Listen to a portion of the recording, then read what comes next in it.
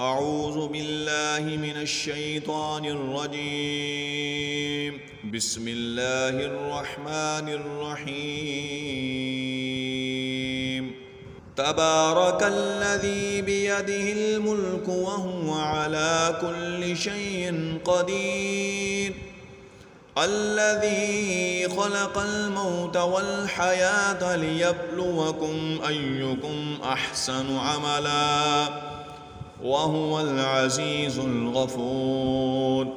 الذي خلق 7 سماوات طباقا ما ترى في خلق الرحمن من تفاوت فارجع البصر هل ترى من فطور ثم ارجع البصر كرتين ينقلب إليك البصر خاسئا وهو حسير. ولقد زينا السماء الدنيا بمصابيح وجعلناها رجوما للشياطين وأعتدنا لهم عذاب السعير. وللذين كفروا بربهم عذاب جهنم وبئس المصير. إذا ألقوا فيها سمعوا لها شهيقا وهي تفور تكاد تميز من الغيظ كلما ألقي فيها فوج سألهم خزنتها ألم يأتكم نذير قالوا بلى قد جاءنا نذير فكذبنا وقلنا ما نزل الله من شيء إن أنتم إلا في ضلال كبير. وقالوا لو كنا نسمع أو نعقل ما كنا في أصحاب السعير. فاعترفوا بذنبهم فسحقا لأصحاب السعير. إن الذين يخشون ربهم بالغيب لهم مغفرة وأجر كبير. وأسروا قولكم أو اجهروا به إنه عليم بذات الصدور. ألا يعلم من خلق وهو اللطيف الخبير. هو الذي جعل لكم الأرض ذلولا فامشوا في مناكبها وكلوا من رزقه وإليه النشور.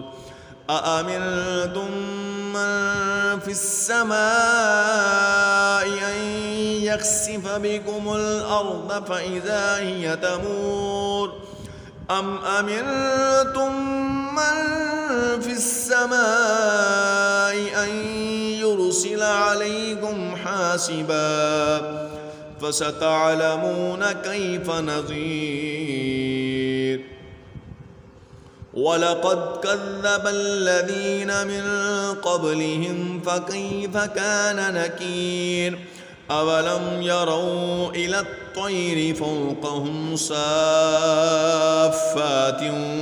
ويقبضن ما يمسكن إلا الرحمن إنه بكل شيء بصير.